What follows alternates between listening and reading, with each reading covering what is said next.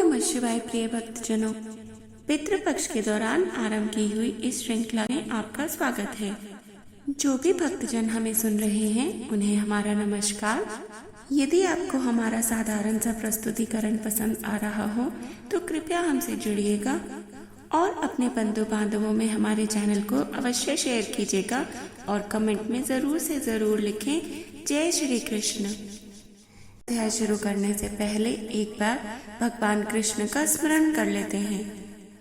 ओम नमो भगवते वासुदेवाय। आइए आज सुन लेते हैं गीता के चतुर्थ अध्याय का महात्म्य। श्री भगवान कहते हैं, प्रिय, अब मैं चौथे अध्याय का महात्म्य बतलाता हूँ। सुनो। गंगा के तट पर वाराणसी नाम की एक पुरी है। वहाँ विश्वनाथ जी के मंदिर में भरत नाम के एक योगनिष्ठ महात्मा रहते थे, जो प्रतिदिन आत्मचिंतन में तत्पर होकर आदर पूर्वक गीता के चतुर्थ अध्याय का पाठ किया करते थे। उसके अभ्यास से उनका मन निर्मल हो गया था। वे सर्दी, गर्मी आदि द्वंद्वों से कभी व्यथित नहीं होते थे। एक समय की बात है, वे तपोधन नगर की सीमा में स्थित देवताओं का दर्शन करने की इच्छा से भ्रमण करते हुए नगर से बाहर निकल गए। वहाँ बेर के 2 वृक्ष थे। उन्हीं की जड़ में वे विश्राम करने लगे। एक वृक्ष की जड़ में उन्होंने अपना मस्तक रखा था और दूसरे वृक्ष के मूल में उनका पैर टिका हुआ था। थोड़ी देर बाद जब वे तपस्वी चले गए, तब बेर के वे दोनों वृक्ष 5-6 दिनों के भीतर ही सूख गए। उनमें पत्ते और डालियां भी नहीं रह गईं। तत्पश्चात वे दोनों वृक्ष कहीं ब्राह्मण के पवित्र गृह में 2 कन्याओं के रूप में उत्पन्न हुए। वे दोनों कन्याएं जब बढ़कर 7 वर्ष की हो गईं, तब एक दिन उन्होंने दूर देशों से घूमकर आते हुए भरत मुनि को देखा। उन्हें देखते ही वे दोनों उनके चरणों में पड़ गईं और मीठी वाणी में बोली, हे मुनि, आपकी ही कृपा से हम दोनों का उद्धार हुआ है। हमने बेर की योनि त्याग कर मानव शरीर प्राप्त किया है। उनके इस प्रकार कहने पर मुनि को बड़ा विस्मय हुआ। उन्होंने पूछा, पुत्रियों, मैंने कब और किस साधन से तुम्हें मुक्त किया था? साथ ही यह भी बतलाओ कि तुम्हारे बेर होने का क्या कारण था, क्योंकि इस विषय में मुझे तो कुछ भी ज्ञान नहीं है। तब वे कन्याएं पहले उन्हें बेर हो जाने का कारण बतलाती हुई बोली, हे मुनि, गोदावरी नदी के तट पर छिन्न पाप नाम का एक उत्तम तीर्थ है, जो मनुष्यों को पुण्य प्रदान करने वाला है। वह पावनता की चरम सीमा पर पहुंचा हुआ है। उस तीर्थ में स्तय तप्पा नामक एक तपस्वी बड़ी कठोर तपस्या कर रहे थे। वे ग्रीष्म ऋतु में प्रज्वलित अग्नियों के बीच में बैठते थे।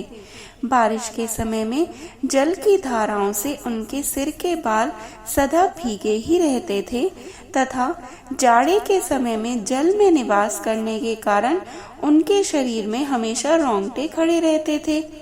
वे बाहर भीतर से सदा शुद्ध रहते, समय पर तपस्या करते तथा मन और इंद्रियों को संयम में रखते हुए परम शांति प्राप्त करके आत्मा में ही रमन करते थे। वे अपनी विद्वता के कारण जैसा व्याख्यान करते थे, उसे सुनने के लिए साक्षात ब्रह्मा जी भी प्रतिदिन उनके पास उपस्थित होते और प्रसन्न करते थे। ब्रह्मा जी के साथ उनका संकोच नहीं रह गया था, अतः उनके आने पर भी वे सदा तपस्या में मग्न रहते थे। परमात्मा के ध्यान में निरंतर संलग्न रहने के कारण उनकी तपस्या सदा बढ़ती रहती थी। सत्य तपा को जीवन मुक्त के समान मानकर इंद्र को अपने स्मृतशाली पद के संबंध में कुछ भय हुआ। तब उन्होंने उनकी तपस्या में सैकड़ों विघ्न डालने आरंभ किए।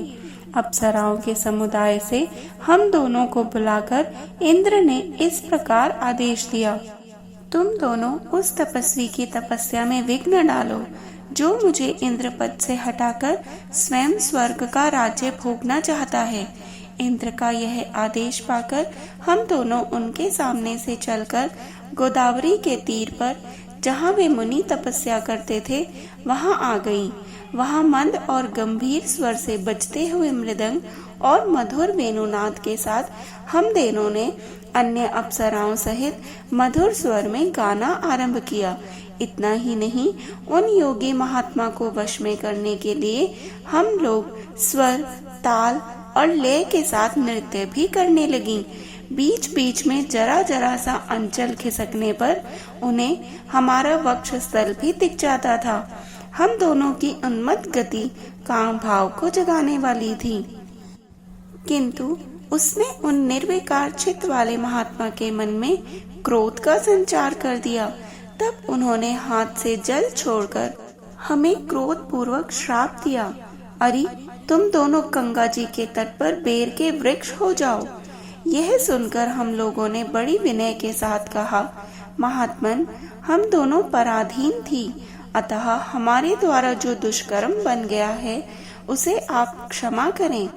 यह कहकर हमने मुनि को प्रसन्न कर लिया।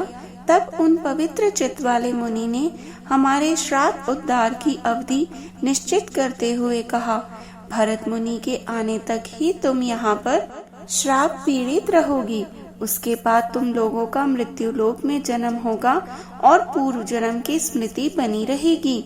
मुनि, जिस समय हम दोनों बेर वृक्ष के रूप में खड़ी थीं, उस समय आपने हमारे समीप आकर गीता के 4थे अध्याय का जप करते हुए हमारा उद्धार किया था, अतः हम आपको प्रणाम करती हैं।